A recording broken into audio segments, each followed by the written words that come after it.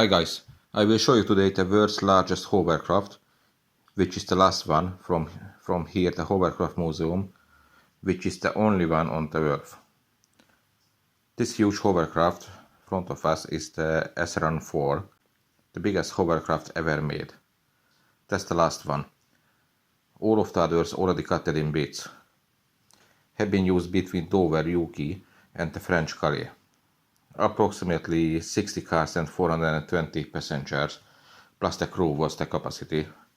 Also vans, coaches could be fitted in here.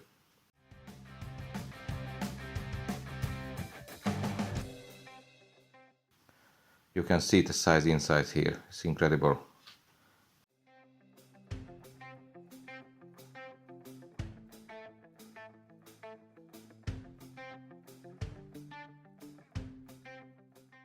Up there on my left, from that cabin, been controlling the vehicles for loading and unloading for make sure the ferry will be on balance. Let's go to the passenger area, which is all the way along both sides of the hovercraft. Looks like decent seats here and a good atmosphere. I think back in the days when it was new, this was a high level, can I say, maybe posh cabin. The front few seats were the best, I think. You could see nearly same than the pilot's in.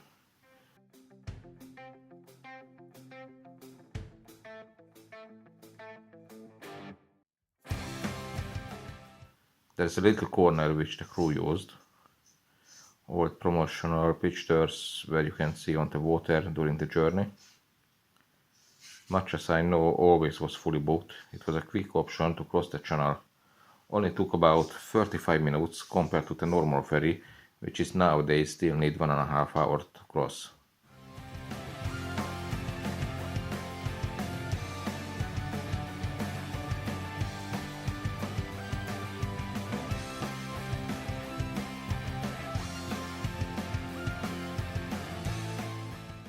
Let's try one seat.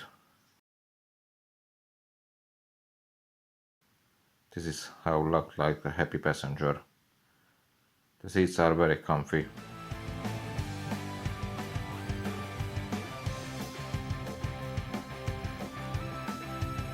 There's a few doors on the side. This has been used for the food passengers, I believe.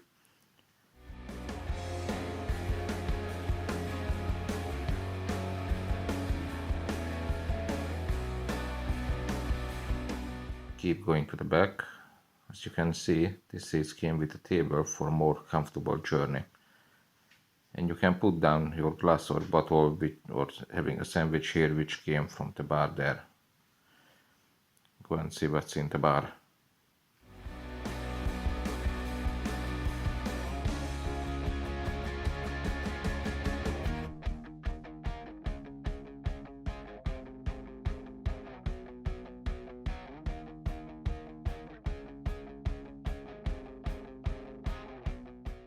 Of course, it was a duty-free shop. Was always some amazing offers for the alcohol drinks.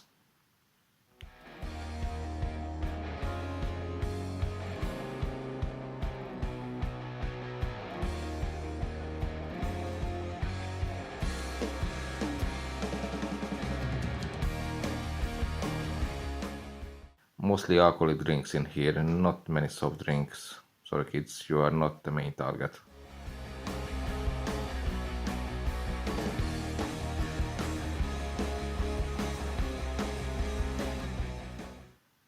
That section in the back closed at the moment.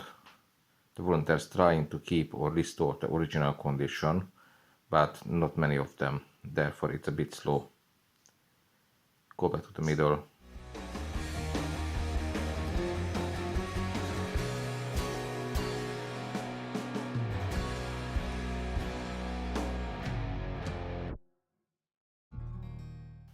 Oh, just walked past. Here is one of the toilet. If I'm right, there is 4 in total on the board. It looks nice and tidy. I think nowadays would be still alright. Look around, what other things in here. We will check these small hovercrafts there, but first go to the back. Over there, where is the door open, there was an entry to the engine. It was a Rolls-Royce engine. One of the volunteers told me one millionaire bought the engines from here he needed for his custom-built luxury yacht. Which is mean if this museum needs to move from here, this one, the last ever SRAM-4, will be gone forever. Without engine, this one just stuck here forever. Would be cut up same as the others. Seems like use this area for a warehouse.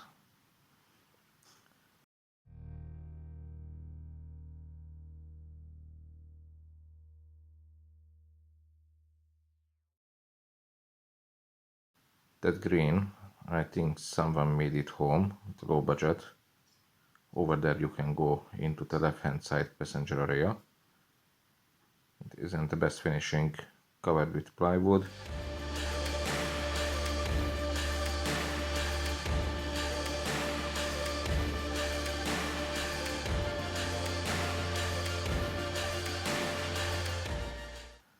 Not sure where from this engine. Have a look at the other side. This one looks like much better in details. Definitely spent more time to make it nice. The name is Air Lubricate 5 from 1975. Fitted with some beat-up engine, not describe what exactly. I think only one person used, sat on the middle. Oh wait, possibly were two additional seats on either side. Two propeller on the back. And we check what information's on that board.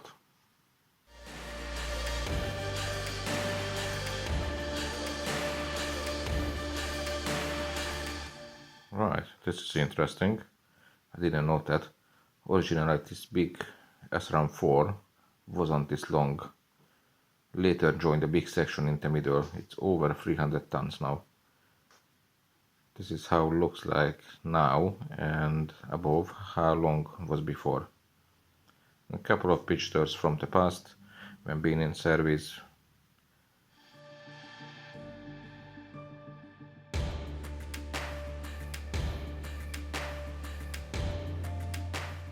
There you can see it being in London on the River Thames. Here is the drawing how the air lifting up the skirt.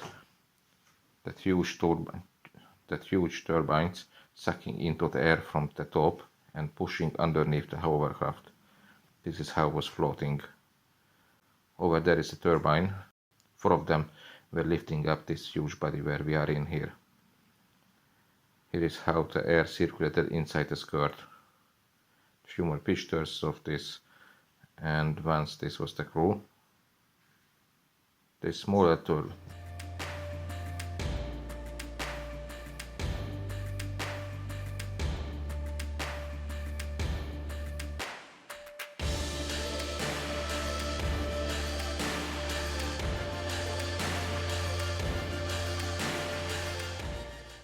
The smaller turbine used for another hovercraft, not like this big one. Mr. Peter Coy made this yellow beast at home. Went down to Jersey Island an hour time. Way back only took about 40 minutes for him the same journey.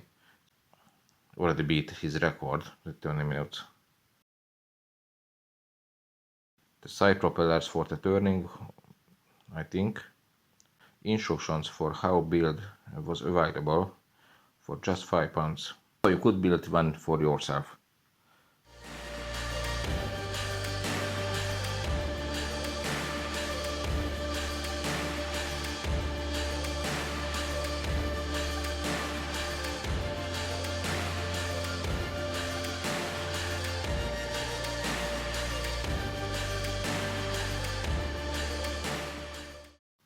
The next few under restoration, well, I'll tell you the truth, I have been here about 4, maybe a bit more years ago, and this few have been here in the exactly same condition.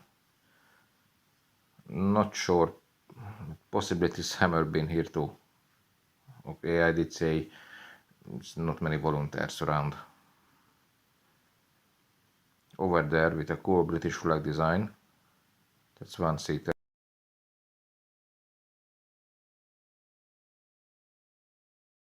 With a pole start petrol engine. It might came from a mower.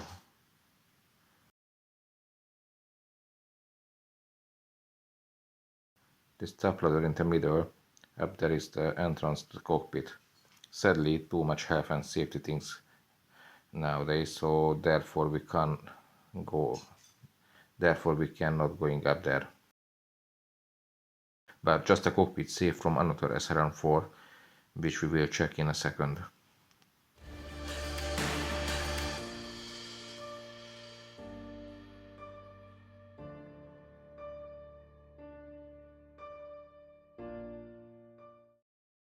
There is a little reminder what makes the engine. Well, what was.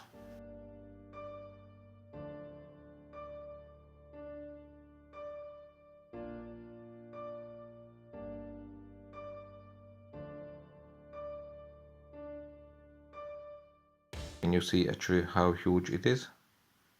Impressive size. The full length more than 55 meters.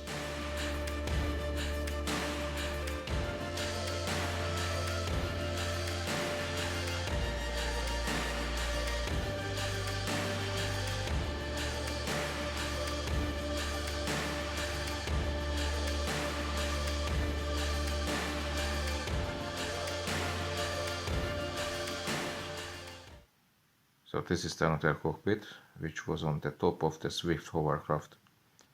The rest of the ship gone long time ago. In the back is the fuse board.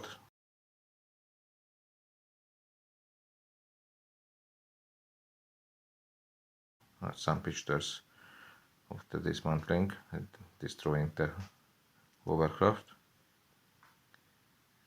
And some of when it been in service.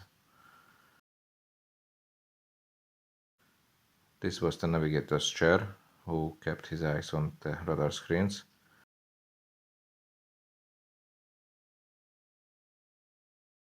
And on the front, the captain and the first officer's working area. It just looks like an airplane cockpit. Let's see how full the dashboard. Easy and simple, of course, if you have an experience with hovercrafts.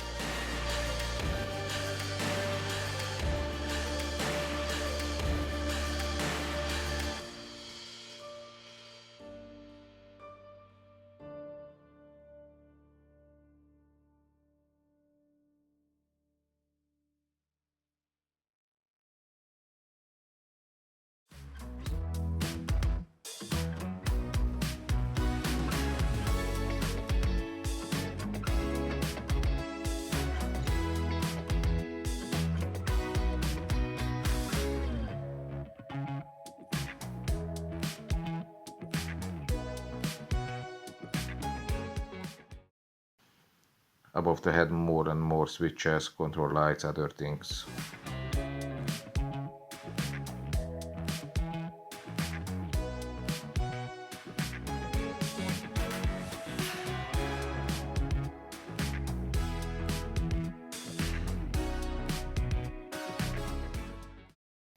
I think use that pedals for the turning. Maybe I'm wrong, I'm just guessing.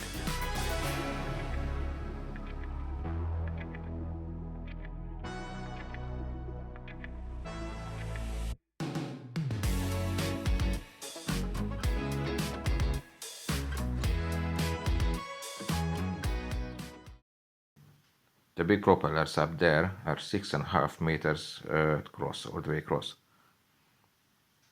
Isn't looks like that big from down here.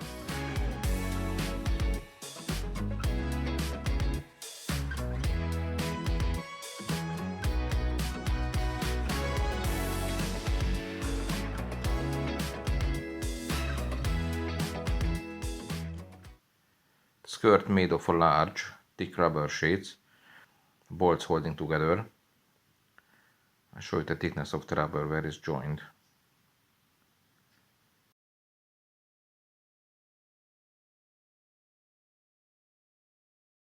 When the engine started and pushed the air underneath, this warship lifted 3.6 meters on the front and 2.7 meters higher on the back.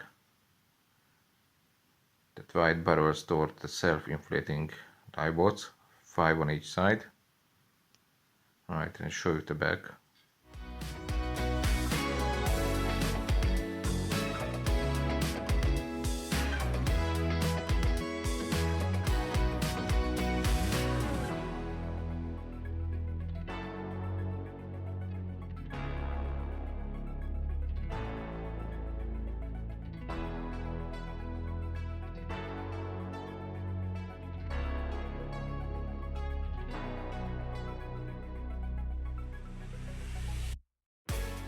As you can expect, huge from here too.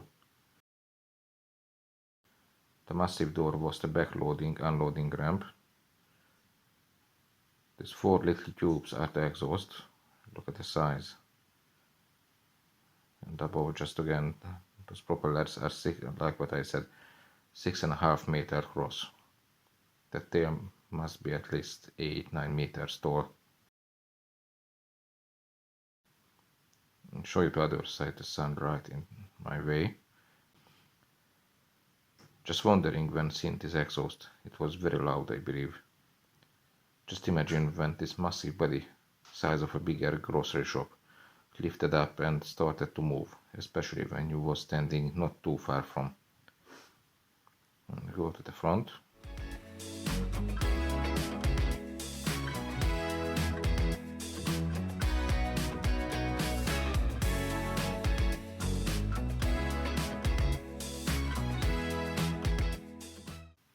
I will show you the huge ramp where came out from the sea. That was her last ever journey. You can find an old video of that on YouTube. Worth it to watch. Over there is a door, entrance to the engine and the other parts when needed to servicing.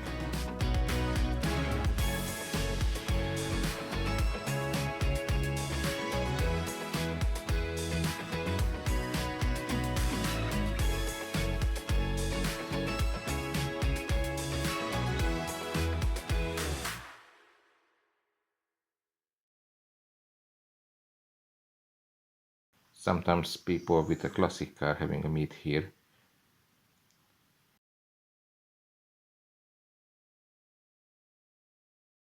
When she's parked here, wasn't anything else on this concrete area, and came up from there.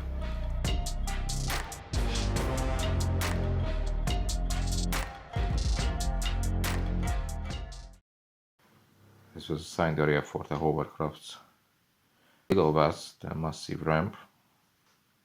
The link to the video, which I just mentioned, you can find in the description.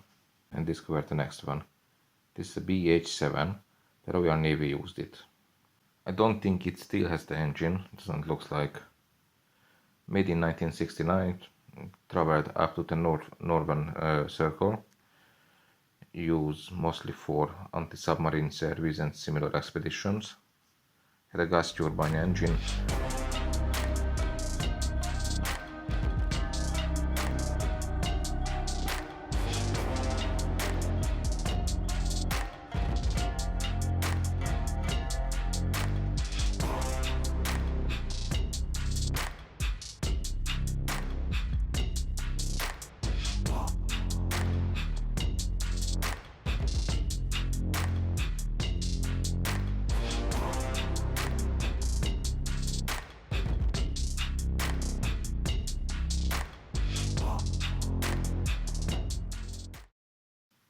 Opening the wall front for loading, could fit in there even a Defender or two.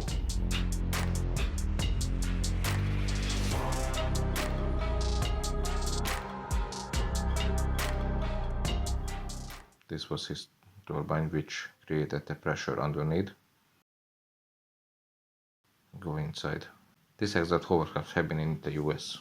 Besides other missions, was the reason for demonstrating how good the hovercrafts Top speed was 70 miles per hour in water.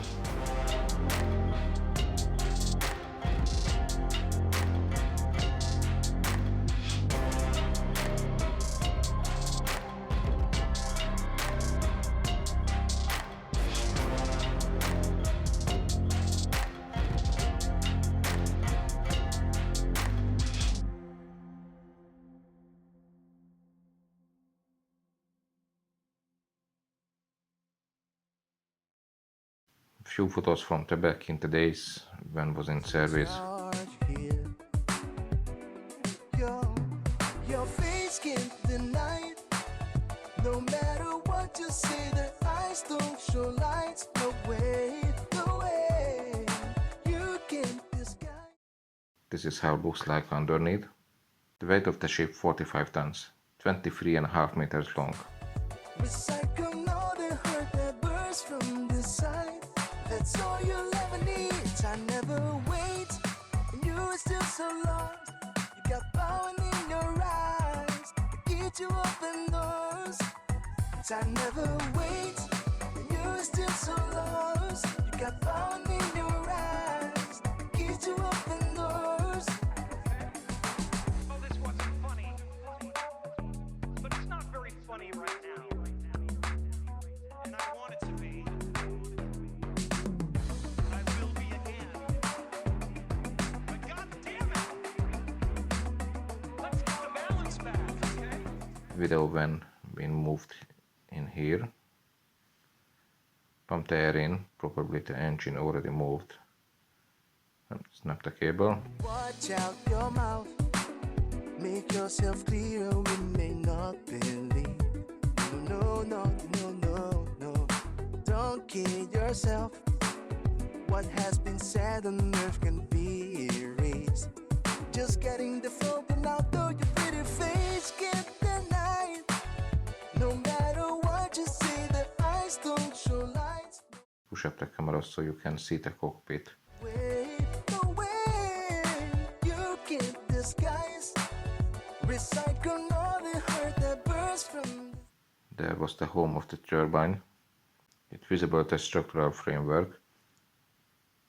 Let's have a look what the kitchen been like. On the back of the worktop you can see an old microwave.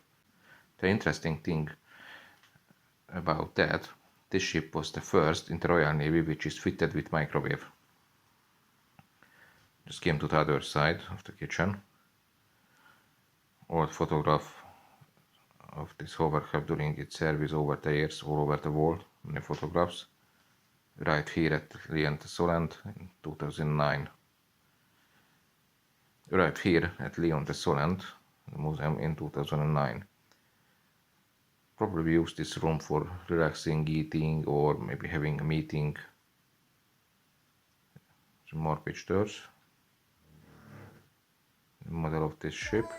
That's all you never need. I never wait, and you are still so lost. You got power in your eyes, it keeps you open doors. I never wait, and you are still so lost. You got power in your eyes, it keeps you open doors. Go and check what's in the left hand side of the ship. Many different radars and radios in this room. I think for navigating that was up in the cockpit. This one's more for the missions. But it's not very funny right now. And I want it to be. I will be again. But God damn it! Another rooms behind, but that's blocked now. Perhaps some sleeping area was there. Balance back, okay? I never wait, and you are still so lost. You got power in your eyes, it keeps you open doors. I never wait, and you are still so lost. SRN-6 Mark V on my left got this final shape in 1972. This is the last one of this model, mostly used for landing. Each side has a single cabin, engine area at the rear, and into the middle the loading space. easily fitted here. You got fun in your eyes, keeps you open doors.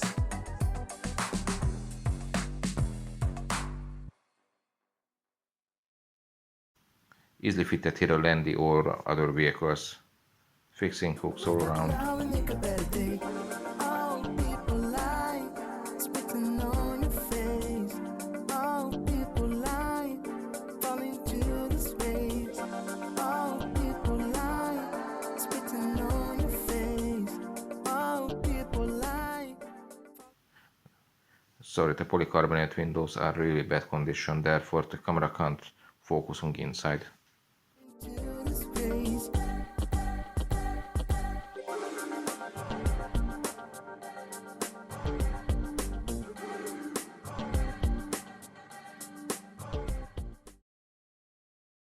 White and yellow hovercraft been used for passenger ferry between Portsmouth and Isle of Wight. The seats been in daily service. The newer model, but very similar, a little bit shorter. I cut a video in here of that, so you can see. It's fine.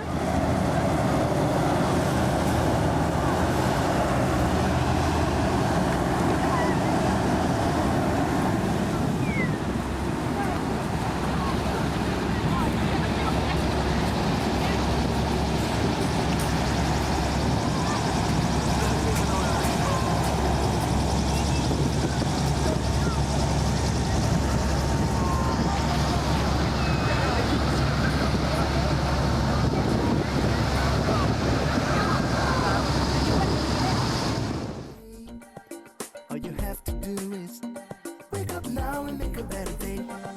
It's coming to get you. There's no escape.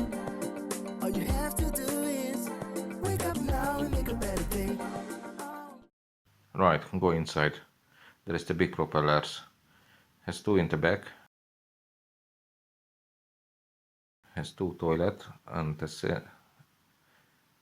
two toilet and some storage shelves for luggage. As you can see, new seats fitted in here. They are fully refurbed, this hovercraft. The plan will use for little journeys with the museum visitors. Originally designed for 38 passengers, but getting more and more popular, therefore joined in the middle on another section, like I did show you inside the big S-Round 4. The extension was 58 passenger the capacity. It was a very popular model. It is being used down here in the south, up in Scotland, Norwegian water, and a lot more country bought it. As I show you in the others, here is same way, can go to the cockpit up on the ladder. Have an air can too, have air con as well. My opinion, which isn't really matter of course, if the museum wants to use this for a nostalgic ride, I wouldn't fit these modern seats in here. We'll try to find or repair the original ones, having a full retro experience. I'll show you the top, much as I can of course. People lie, spitting on your face. All people lie, falling to the space. All people lie, spitting on your face. All people lie, falling to the space.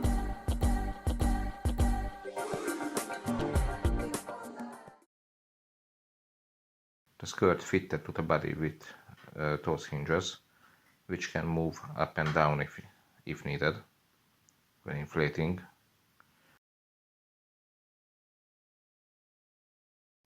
This exact hovercraft you can see in an old movie named The Murderer's Row.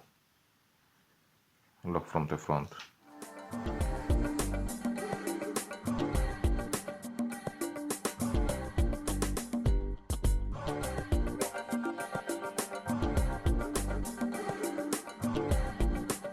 This propeller used to be together with this Royal Navy's hovercraft.